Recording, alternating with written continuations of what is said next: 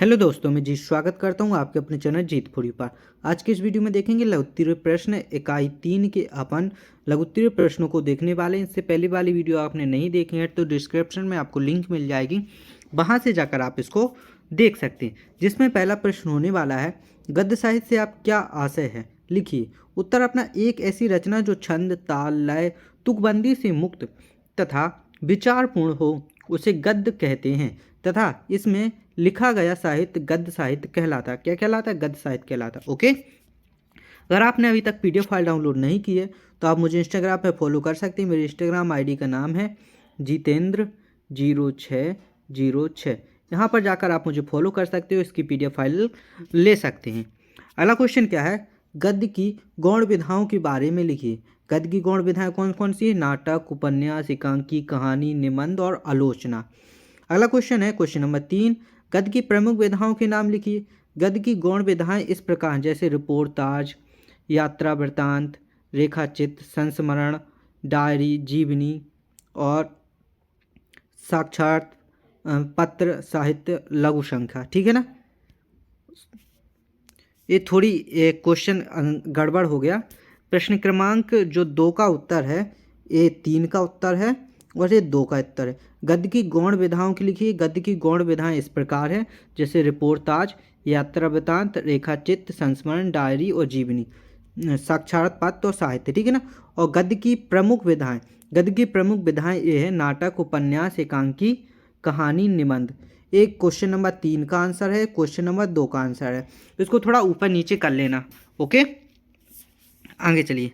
अगला क्वेश्चन है, कहानी विधा के बारे में संक्षिप्त परिचय दीजिए। कहानी गद्य की प्रमुख विधा है। यह किसी घटना, भाव, संवेदना आदि की मार्मिक व्यंजन ना करती है। इसका अभ्यास और अंत बहुत कल्पनात्मक प्रभावपूर्ण होता है। ओके। अगले क्वेश्चन नंबर 5 क्या है, निबंध की कोई 2 विशेषताएं लिखिए। आगे निबंध की विशेषताएं, एक अच्छे निबंध की संक्षिप्तता, एक शुद्धता तथा पूर्णता जैसे गुण विद्वान होते हैं। निबंध लेखक को पुनरुक्त से बचना चाहिए, अपनी बात को तर्कपूर्ण ढंग से व्यक्त करना चाहिए। ओके।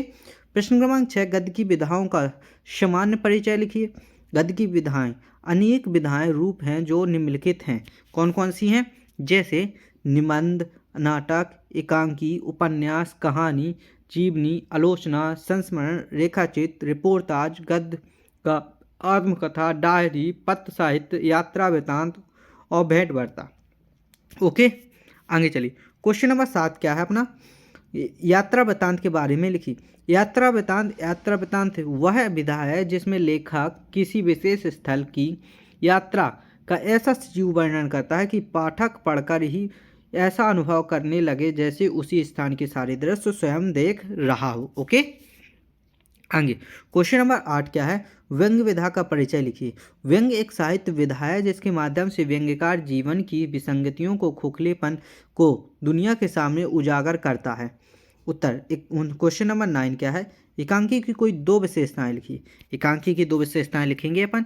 जैसे पहली, एकांकी प्राय एक ही घटना या जीवनी की एक संवेदना पर आधारित होती है। एकांकी में कथा तथा विकास पर अत्यधिक तीव्र होता है। ओके, आगे क्वेश्चन नंबर 10 क्या है, डायरी विधा का सामान्य परिचय लिखिए। डायरी विधा में निजी अनुभव, प्रतिदिन घटित होने वाली घटनाओं का विवरण, तत्व संग्रह, संपर्क में आए व्यक्तियों के नए अनुभवों, नए स्थानों, नई घटनाओं का संक्षिप्त विवरण होता है। ओके, आगे क्वेश्चन नंबर 11 क्या है अपना, प्रेमचंद के साहित्य की कोई 2 विशेषताएं लिखिए। प्रेमचंद की साहित्य की विशेषताएं हैं, प्रेमचंद की रचना में जनसाधारण की भावना, परिस्थितियों और उनकी समस्याओं का मार्मिक चित्रण मिलता है। प्रेमचंद के हिंदी के युग प्रवर्तक रचनाकार हैं। उनकी रचनाओं में मनुष्य नहीं, पशु पक्षी को भी अद्भुत आत्मीय मिली है। ओके, आगे अगला क्वेश्चन है क्वेश्चन नंबर 12, प्रेमचंद की भाषा शैली की विशेषताएं लिखिए। भाषा, प्रेमचंद सरल भाषा, सहज और उनकी रचनाओं में तत्सम, तद्भव, अरबी, फारसी शब्दों का प्रयोग हुआ है। शैली क्या है, प्रेमचंद की शैली भावनात्मक एवं मानवीय संवेदना से पूर्ण है। कैसी है? भावनात्मक और मानवीय संवेदना से पूर्ण है। क्वेश्चन नंबर 13 क्या है अपना, प्रेमचंद की कोई 2 रचनाएं लिखते हुए हिंदी साहित्य में उनका स्थान निर्धारित कीजिए। उत्तर है प्रेमचंद की रचनाएं सेवा सदन, प्रेमाश्रय, रंगभूमि, कर्मभूमि, साहित्य में स्थान, हिंदी साहित्य जगत में आपके अतुलनीय योगदान के फलस्वरूप आपको उपन्यास सम्राट एवं महान कथाकार के नाम से जाना जाता है। ठीक है, आगे अगला क्वेश्चन क्या है, राहुल सांस्कृत्यायन के दो रचनाएं लिखते हुए भाषा शैली की विशेषताएं लिखिए।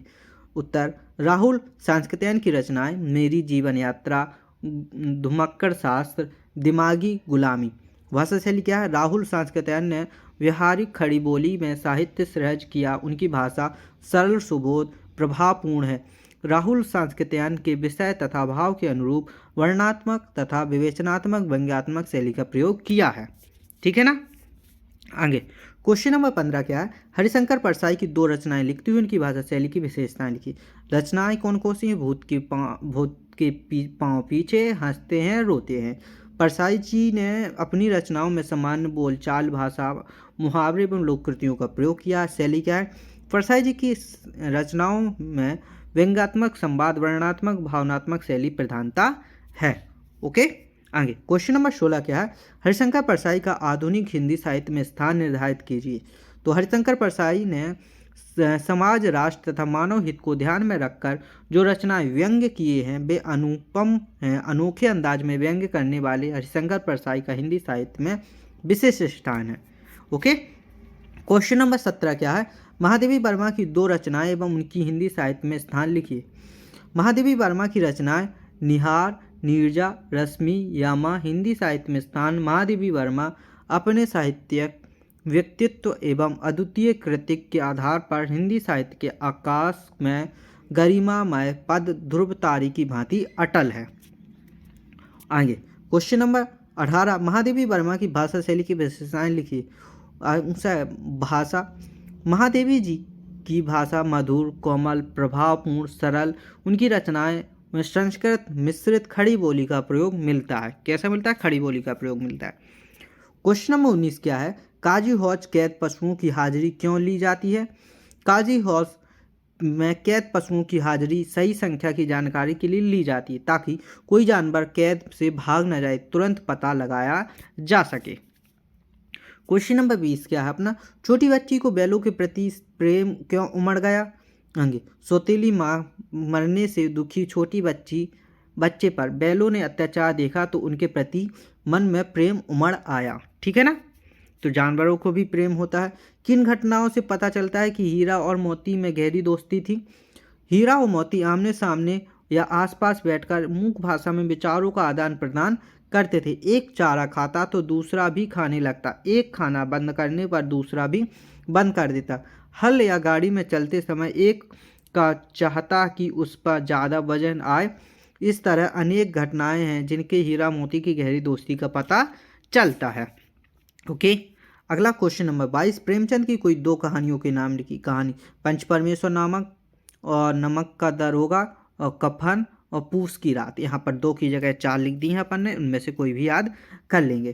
क्वेश्चन नंबर 23 क्या है, कहानी में बैलों के माध्यम से कौन कौन सी नीति विषयक मूल्य उभर कर आए, लिखिए। कहानी में बैलों के माध्यम से निम्नलिखित विषयक मूल्य उभर कर आए। पहला, विपत्ति के समय हमेशा मित्र की सहायता करनी चाहिए। आज़ादी अमूल्य है, आज़ादी के लिए हमेशा सजग एवं संघर्षशील रहना चाहिए। तिब्बत के लोग क्या लेकर घूमते हैं, हथियार का कानून न होने के कारण तिब्बत के लोग यहाँ बंदूक और पिस्तौल लाठी की तरह लेकर घूमते हैं। क्या लेकर घूमते हैं, बंदूक और पिस्तौल। आगे क्वेश्चन नंबर 25 है, लेखक ने तिब्बत की यात्रा किस वेश में की, लिखिए। लेखक ने तिब्बत की यात्रा भिखमंगे भिखारी के वेश में की क्योंकि उस समय तिब्बत की यात्रा पर प्रतिबंध था। ओके, आगे क्वेश्चन नंबर 26, तिब्बत यात्रा के दौरान लेखक राहुल सांस्कृत्यायन को किन कठिनाइयों का सामना करना पड़ा। तो निम्नलिखित कठिनाइयों को सामना करना पड़ा। तिब्बत जाने का मार्ग पहाड़ी पर था, अतः चढ़ाई करनी पड़ती थी। हर जगह घोड़े नहीं मिलते थे और मार्ग में डाकुओं का भय बना रहता था। क्वेश्चन नंबर 27 क्या है, लेखक राहुल सांस्कृत्यायन ने डाकुओं से बचने के लिए कौन सा साधन अपनाया।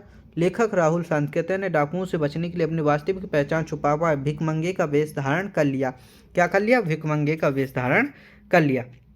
आगे क्वेश्चन नंबर 28 क्या, अपना तिब्बत में कानून व्यवस्था कैसी है, अपने शब्दों में लिखिए। तिब्बत में कानून व्यवस्था की स्थिति बहुत खराब होने के कारण यात्रियों की स्थिति दंडनीय थी।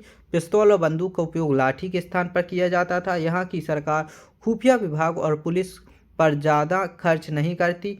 भौगोलिक परिस्थितियों के कारण गवाह व सुरक्षा भी उपलब्ध नहीं थी। ओके, आएंगे क्वेश्चन नंबर 29 क्या है अपना, आज की उपभोक्ता संस्कृति हमारे दैनिक जीवन को किस प्रकार प्रभावित करती है। इसका आंसर ये रहा, इसको लिख लेंगे। लेखक श्यामा चरण दुबे ने उपभोक्ताओं की संस्कृति को हमारे समाज के लिए चुनौती क्यों कहा है, ये अपन लिख लेंगे। इसका आंसर भी अपन लिख लेंगे। वीडियो काफ़ी बड़ी हो रही है, ठीक है। किस घटना में शामिल अली के जीवन की दिशा बदल दिया। बचपन की घटना से सलीम अली के जीवन की दिशा बदल दी। उनकी एयरगन से एक गौरैया घायल हो गई थी। वे गौरैया के बारे में जानने के प्रयास में लगे गए और पक्षी प्रेमी गए। ओके, आगे क्वेश्चन है, सलीम अली पक्षी प्रेमी कैसे बने, लिखिए।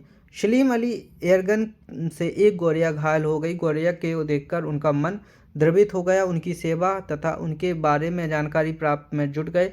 उसके बाद जीवन की दिशा पक्षी जगत की ओर मुड़ गई और वे पक्षी प्रेमी बन गए। ठीक है। क्वेश्चन नंबर 33 क्या है, सलीम अली ने पूर्व प्रधानमंत्री के सामने पर्यावरण से संबंधित किन संभावनाओं का खतरा खींचा और उसमें अपनी आंखें नम हो गईं। इसका आंसर ये रहा, इसको लिख लेंगे। आगे प्रश्न नंबर 34, प्रेमचंद के फटे जूते पाठ के आधार पर प्रेमचंद के व्यक्तित्व की 2 विशेषताएं लिखिए। यहाँ पर 2 विशेषताएं अपन ने लिखी हैं, इनको उतार लेंगे। अगला क्वेश्चन है क्वेश्चन नंबर 35, लेखिका महादेवी वर्मा ने अपने बचपन के दिन पाठ में अपनी माँ की किन विशेषताओं के बारे में लिखा। इस विशेषताओं के बारे में लिखा, इसको अपन लिख लेंगे, ठीक है ना। क्वेश्चन नंबर 36 क्या अपना, महादेवी वर्मा उर्दू फारसी क्यों नहीं सीख पाई। इसका आंसर ए रहा, इसको अपन लिख लेंगे, ठीक है ना। तो यहाँ पर क्वेश्चन नंबर 36 तक अपन ने पूरे प्रश्नों का उत्तर देख लिया। अब क्या करना है आपको, इस वीडियो को अपने दोस्तों के साथ शेयर करना, वीडियो को लाइक और चैनल को सब्सक्राइब करना, ताकि हर आने वाली वीडियो का नोटिफिकेशन आपको मिल सके। मिलते हैं ऐसी अगली वीडियो में, तब तक के लिए धन्यवाद।